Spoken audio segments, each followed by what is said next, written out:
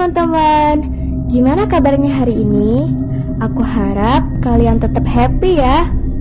Kali ini aku dan temanku akan membawakan sebuah informasi mengenai lapisan bumi dan tindakan pengurangan resiko pada bencana alam. Teman-teman pasti sudah tahu kan bentuk bumi itu bulat seperti bola? Nah, bumi juga terdiri atas beberapa lapisan loh. Kira-kira lapisan apa saja ya teman-teman? Yuk kita belajar sama-sama. Lapisan bumi yang pertama adalah kerak bumi. Kerak bumi merupakan lapisan terluar bumi yang tipis dan terdiri dari unsur-unsur kimia seperti oksigen, silikon, aluminium, besi, kalsium, natrium, kalium, dan magnesium. Lapisan bumi yang kedua adalah mantel bumi. Mantel bumi merupakan lapisan paling tebal di mana ketebalannya mencapai 2.900 km. Lapisan ini sering disebut dengan lapisan asthenosfer karena lapisan ini berfungsi untuk melindungi inti bumi. Lapisan bumi yang ketiga adalah inti bumi. Inti bumi merupakan lapisan yang paling dalam dengan unsur penyusun utamanya adalah besi, nikel, belerang, karbon, oksigen, silikon, dan kalium. Nah, untuk lebih mudah mengenal lapisan bumi, mari kita lihat kegiatan berikut. IPA asik lapisan bumi. Ambillah sebuah bawang merah dan pisau. Kemudian, belah bawang merah secara membujur atau vertikal menggunakan pisau. Dari kegiatan tersebut, dapat kita ketahui bahwa bawang merah tersusun atas berbagai lapisan-lapisan umbi, sehingga mirip dengan bumi yang kita tinggali.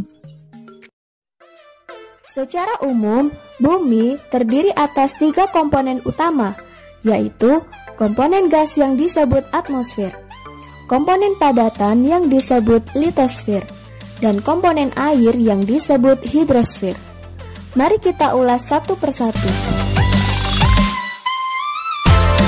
Atmosfer merupakan lapisan udara yang menyelimuti bumi, di mana lapisan ini terdiri dari unsur gas yaitu 78% nitrogen, 21% oksigen, 0,9% argon, 0,03% karbon dioksida, dan 0,04% lainnya. Atmosfer terbagi menjadi beberapa lapisan. Yang pertama, troposfer.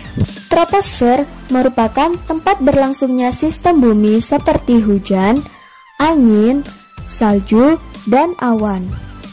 Lapisan ini berada di bagian paling bawah yang memiliki suhu antara negatif 52 derajat Celcius hingga 17 derajat Celcius. Ketinggian pada lapisan ini adalah 0 sampai 10 km di atas permukaan laut. Sebagian besar troposfer berbentuk uap air dan 75% terdiri atas gas-gas atmosfer. Lapisan atmosfer yang kedua adalah stratosfer. Stratosfer memiliki ketinggian antara 10 sampai 50 km di atas permukaan laut. Sebagian besar stratosfer terdiri atas gas ozon dan memiliki sedikit awan namun tidak ada aktivitas cuaca. Lapisan atmosfer yang ketiga adalah mesosfer. Mesosfer merupakan lapisan pelindung bumi dari benda-benda luar angkasa. Ketinggian pada mesosfer ini antara 50 sampai 85 km di atas permukaan laut. Temperatur pada lapisan ini sangat tidak stabil. Lapisan atmosfer yang keempat adalah termosfer. Termosfer merupakan lapisan pelindung bumi dari radiasi sinar ultraviolet.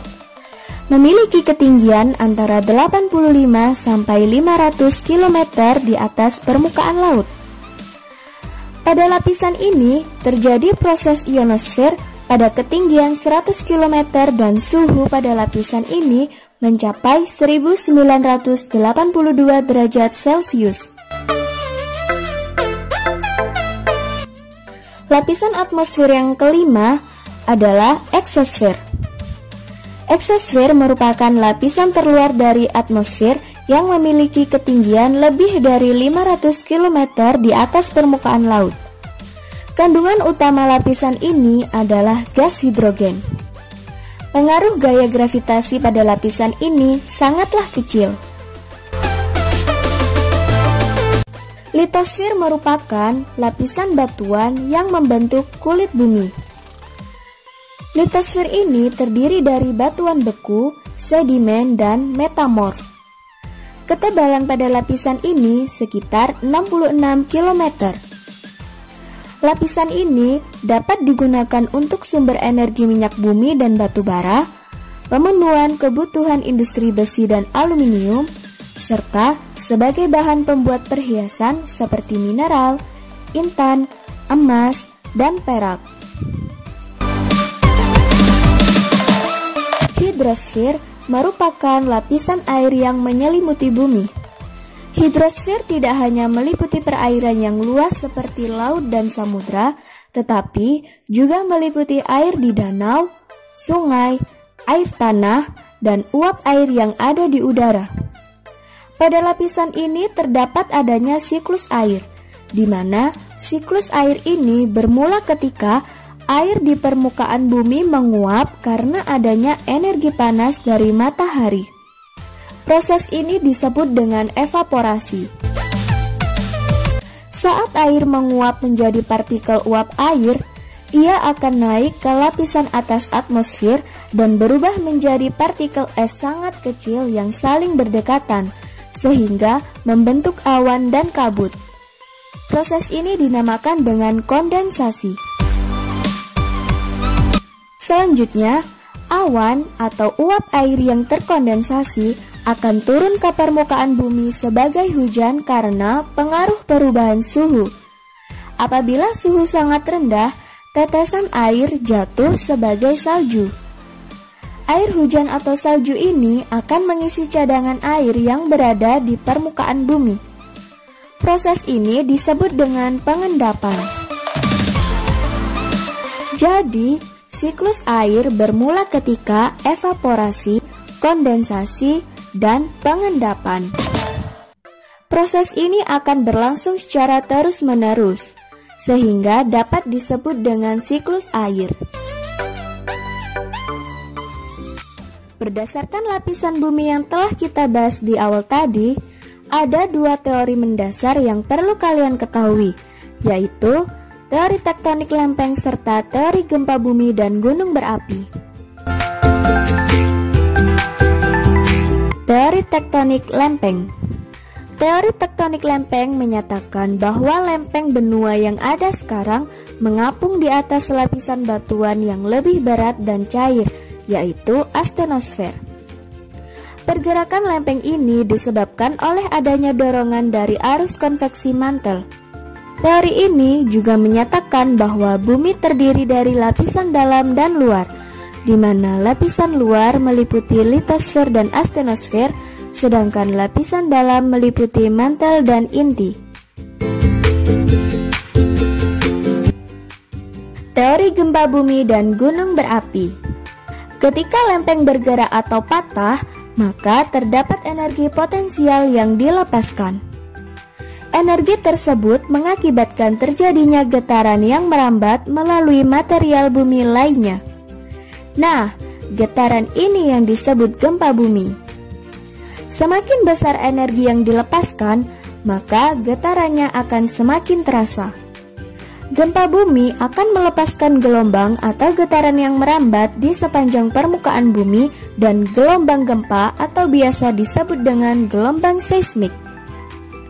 Sebuah titik pada kedalaman bumi yang menjadi pusat gempa disebut hiposentrum. Sedangkan permukaan bumi yang berada di atas hiposentrum disebut dengan epicentrum.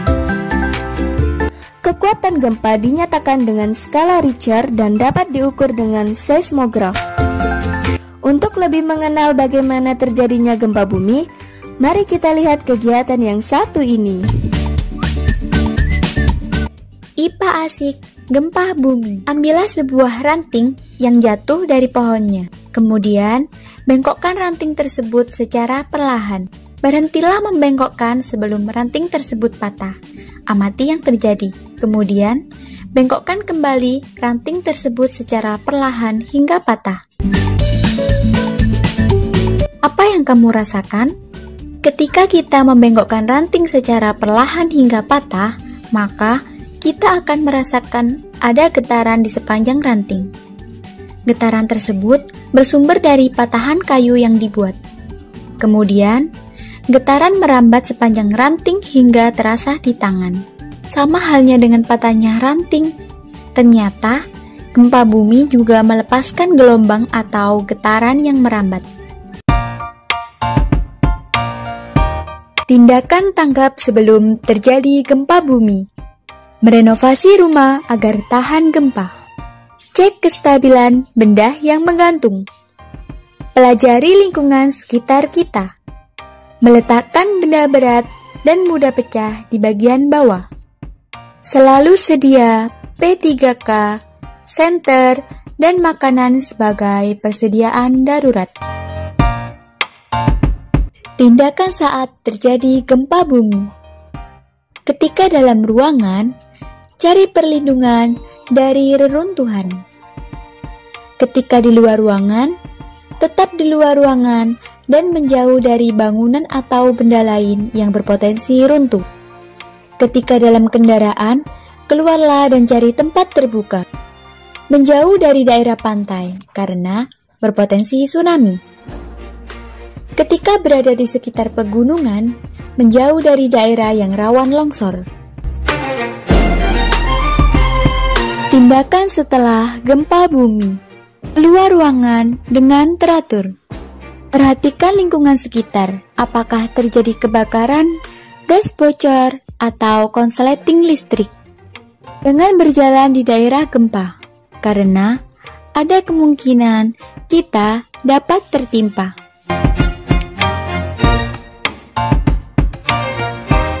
Erupsi pada gunung berapi akan terjadi apabila magma naik ke permukaan. Magma yang keluar dan mengalir disebut dengan lava. Saat erupsi terjadi, magma dan material lainnya dimuntahkan melalui kawah gunung berapi hingga ribuan meter kubik ke udara. Partikel-partikel dari material dan lava yang mendingin akan terlontar ke atas, kemudian berjatuhan dari langit. Fenomena ini yang disebut dengan hujan debu vulkanik. Untuk lebih jelasnya, mari kita lihat kegiatan berikut ini. IPA asik, gunung meletus. Buatlah sebuah miniatur gunung berapi, kemudian simulasikan menggunakan soda kue, warna makanan, sabun cuci, dan sitrun yang dimasukkan pada kawah miniatur gunung. Kemudian tunggu.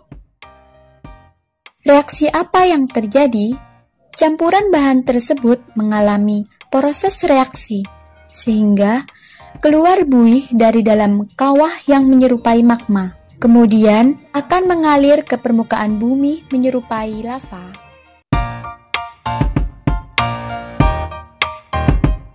Tindakan sebelum erupsi. Sadar jarak dan level kerawanan lokasi rumah dengan gunung berapi. Tetap memantau berita tentang status gunung berapi yang berada di dekat tempat tinggal kita.